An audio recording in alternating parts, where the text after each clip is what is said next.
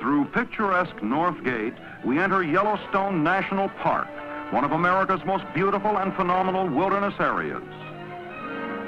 Located in northwestern Wyoming, the Yellowstone region was set aside by an act of Congress in 1872. Since that time, millions of visitors have enjoyed its scenic wonders. In this unique wonderland, there are countless hot springs of all sizes and shapes. All are distinctly beautiful. Since the beginning of time, nature has carried on the never-ending creation of fantastic wonders in Yellowstone National Park.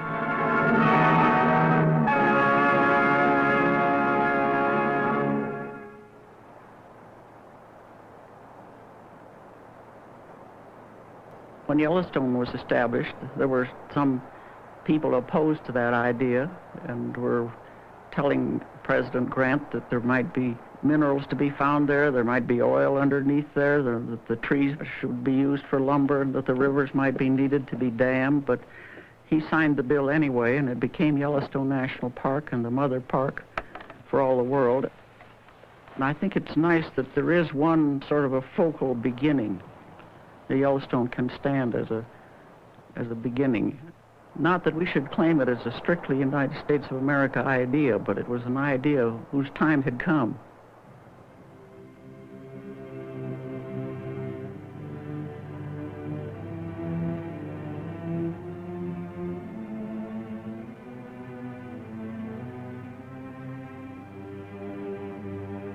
The early settlers of the New World had little thought for parks and preservation. To many, America's wilderness was a fearful place, full of wild beasts and wild men. The pioneer drew courage and conviction from Genesis. Be fruitful and multiply, replenish the earth and subdue it.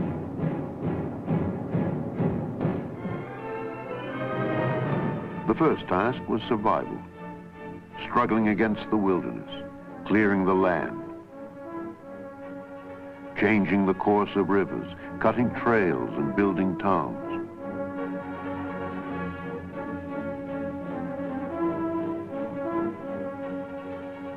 From the security of eastern cities, a few men spoke in defense of nature. Poets and painters realized that America's scenic treasures were not infinite or inexhaustible. They asked Americans to seek a new relationship with nature. Emerson, Bryant, Thoreau, all saw beauty and virtue in the natural world.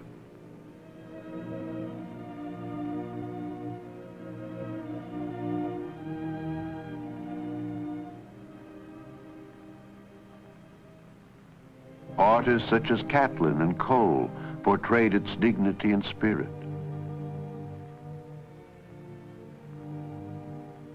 Their idealized, sometimes exaggerated vision of the natural world inspired many. But the warnings of these romantics went unheeded.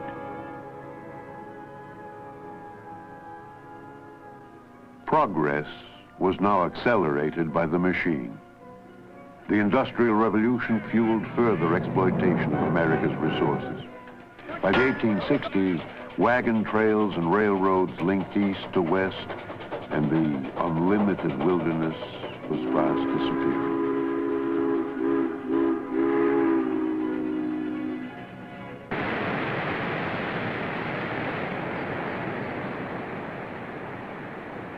And yet, there were still places virtually untouched, filled with natural wonders. Yellowstone, remote and inhospitable, had survived. It was known only to the Indians and a handful of trappers, prospectors, and mountain men. John Colter, Jim Bridger, Joe Meeks, Osborne Russell. They told of an incredible place full of unheard of things.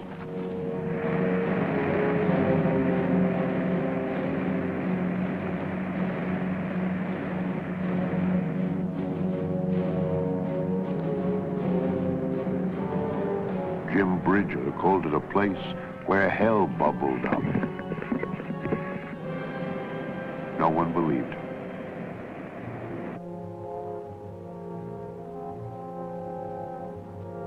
Tales of gold and the Wild West attracted journalists from the East. A few stories of Coulter's hell did filter back, but were branded as fiction. This disbelief continued until the Washburn-Langford-Doane expedition penetrated Yellowstone's mysteries in 1870.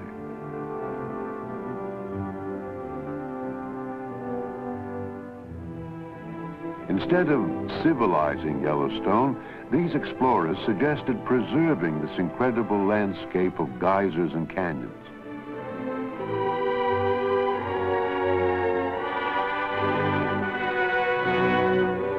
Their reports excited the American public and prompted Congress to send the chief geologist, Ferdinand B. Hayden, to document Yellowstone's wonders.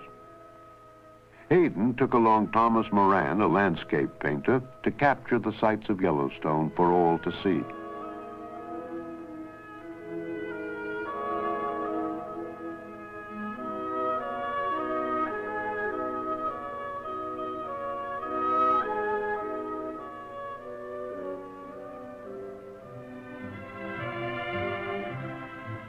Their images spoke eloquently for preserving this unique land.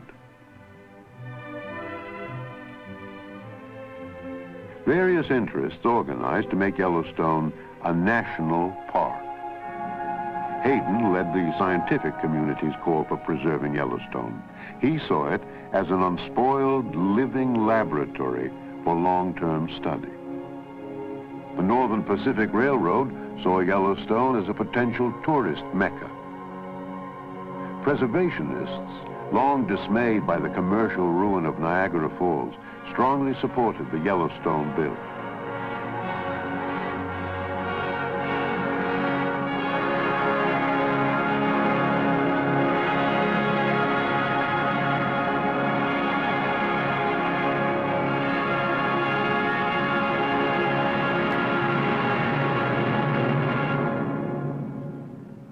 Congress established the world's first national park, setting aside 2.2 million acres as a public park and pleasuring ground for the benefit and enjoyment of the people.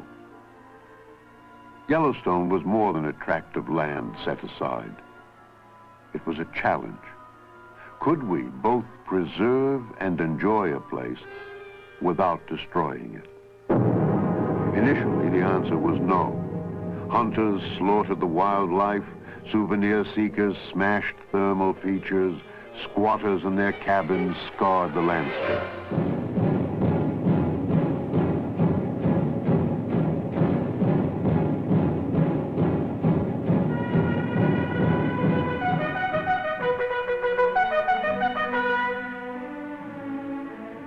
At last, the United States Cavalry was called to the rescue.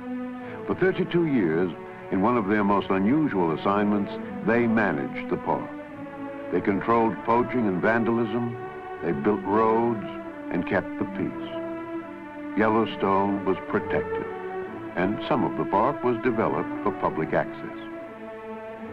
John Muir, naturalist and preservationist, rejoiced for those finding refuge from city life. Over-civilized people are beginning to find out that going to the mountains is going home.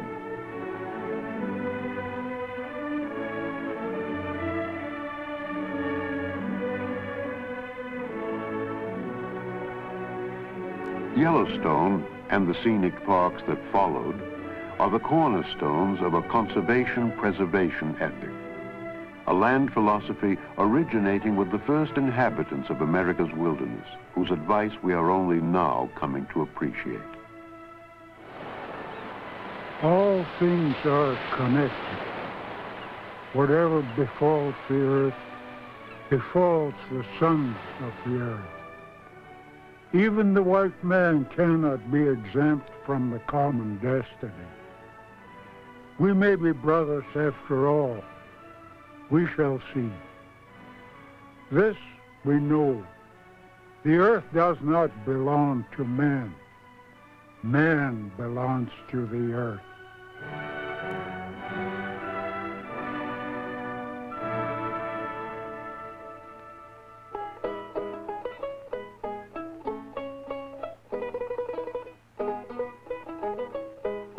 By the 1900s, Yellowstone was a grand tourist success.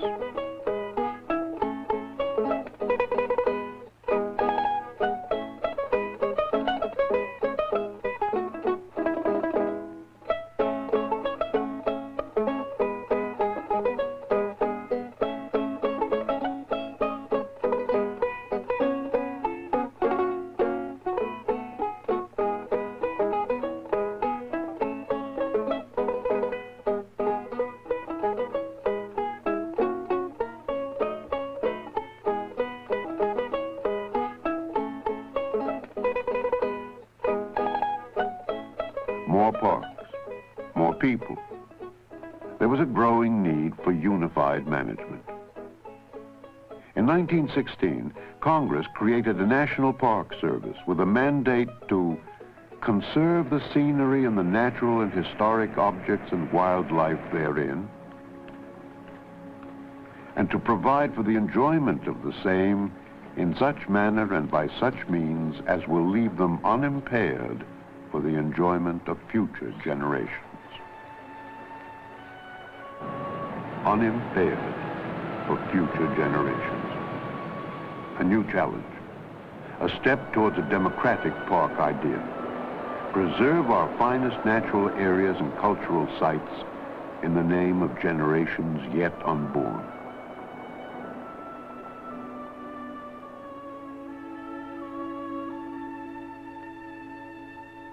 America now has over 300 areas in its national park system, each with a special quality that sustains the legacy of Yellowstone.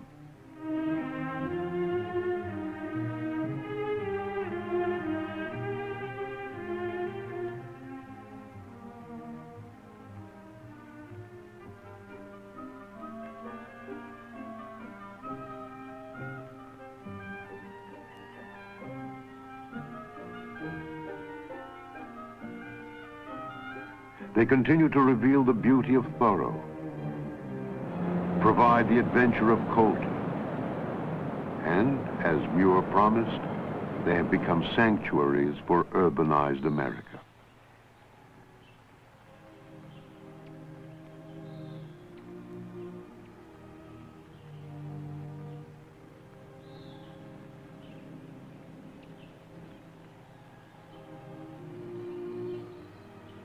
I spend too many hours cooped up in an office. I'd like to get away from the people pressure. When you're out here and you can sort of reevaluate your problems and to say, well, it's more important for me to have a drink of water out of that cold spring right now than just about anything in the world.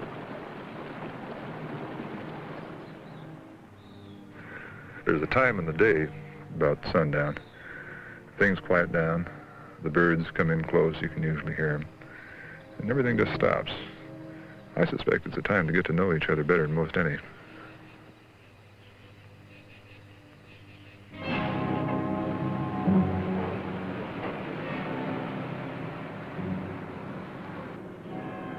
Unfortunately, popularity presents a growing dilemma. Overuse of these special places can have a negative impact.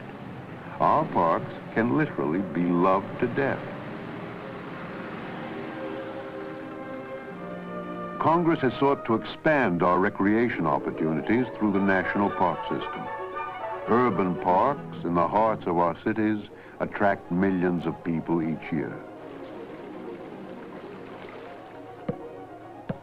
So it's all one thing, really. Wilderness parks, urban parks. It's all a question of the human being needing some greenery. Marty Murie has lived for many years with parks and wilderness in Wyoming and Alaska.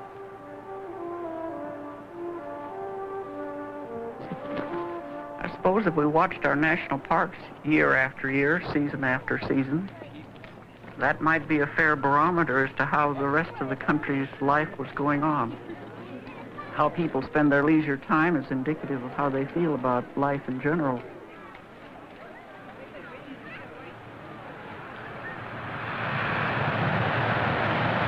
The national park idea has been extended beyond the natural wonders of Yellowstone to the landmarks of our history. Historians have warned us, when a society or a civilization perishes, one condition may always be found. They forgot where they came from.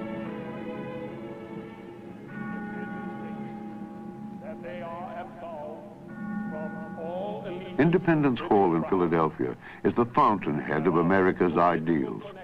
The building is preserved as a special reminder of men and ideas. Totally dissolved.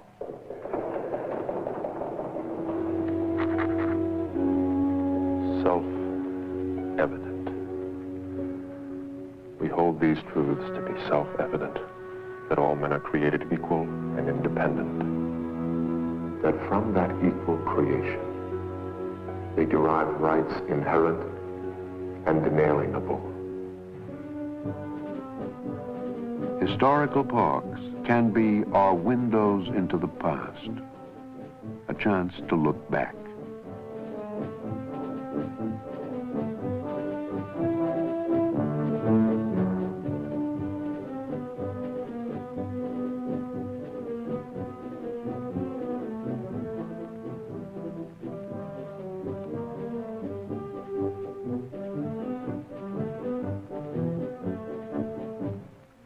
Parks can offer a measure of the environment's health, living laboratories where scientists can study natural ecosystems. Throughout the park system, we are deepening our understanding of the dynamics and complexity of nature. We're becoming sensitive to the impact of man and the threat of extinction.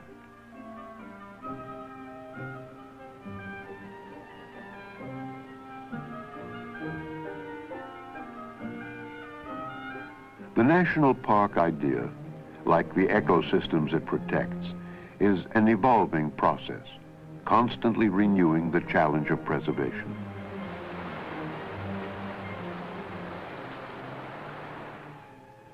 At a research center in Hawaii Volcanoes National Park, scientists are studying complex geological phenomena. Visitors are reminded that the Earth is ever-changing. Powerful and dramatic forces shape our planet and our destiny.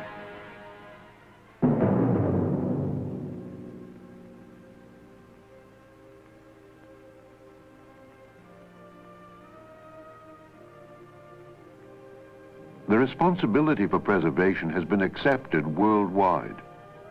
There are over 1,500 national parks and preserves around the world. Each nation, responding to its particular needs and values, seeks to preserve the special features of its land and culture.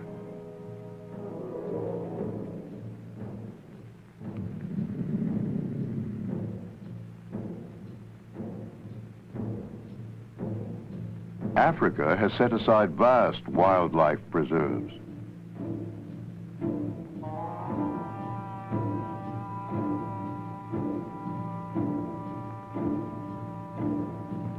Increasingly, these national parks are caught in the conflict between the territorial needs of wild animals and the agricultural needs of man. As land disappears, the great herds leave their parks in search of food and habitat, often endangering people and crops.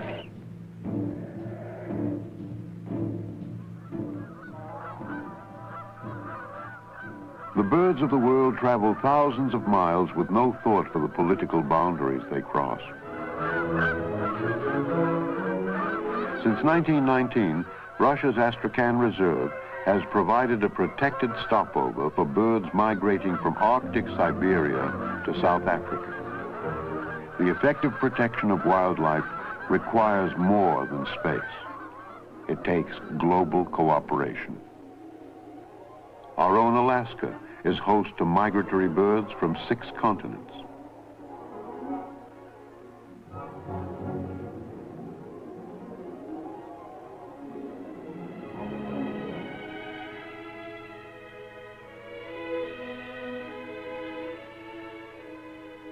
Even the incredible scale of our new Alaskan parks cannot include an entire ecosystem.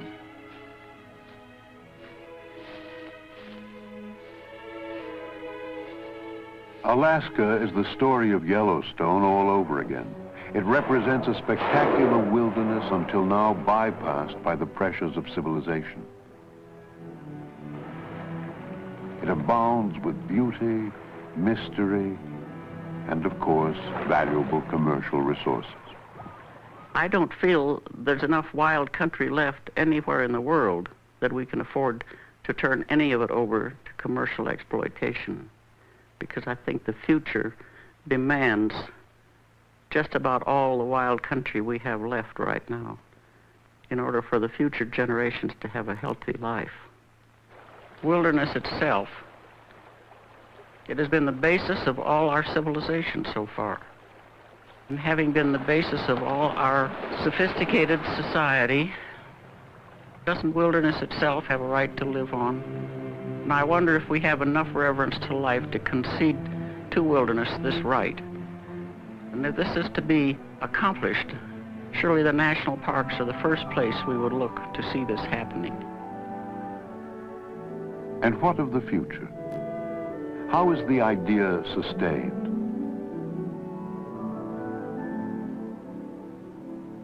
Children discover the joy and develop the respect necessary for the continuation of the national park idea. The words of Rachel Carson describe this process. A child's world is fresh and new and beautiful, full of wonder and excitement. It is our misfortune that for most of us, that clear-eyed vision, that true instinct for what is beautiful and awe-inspiring is dimmed and even lost before we reach adulthood. If I had influence with the good fairy who is supposed to preside over the christening of all children, I should ask that her gift to each child in the world be a sense of wonder. It is not half so important to know as to feel. If facts are the seeds that later produce knowledge and wisdom, then the emotions and the impressions of the senses are the fertile soil in which the seeds must grow. The years of early childhood are the time to prepare the soil. And so the idea grows, each new generation recognizing the promise of Thoreau. In wildness is the preservation of the world. I think the greatest hope for a happy life for any young person nowadays is in the existence of national parks and wildlife refuges and wilderness areas. Otherwise, I think my great-grandchildren might have a very barren and sterile kind of existence. I can't imagine a very rich life with elemental kind of joys in it without some natural world in which to experience those joys. And I've watched my very young grandchildren enough to know that it does impinge on a youthful mind very powerfully, and that it does mean a great deal to them. I think they will be proud to be the guardians of these values as they grow older.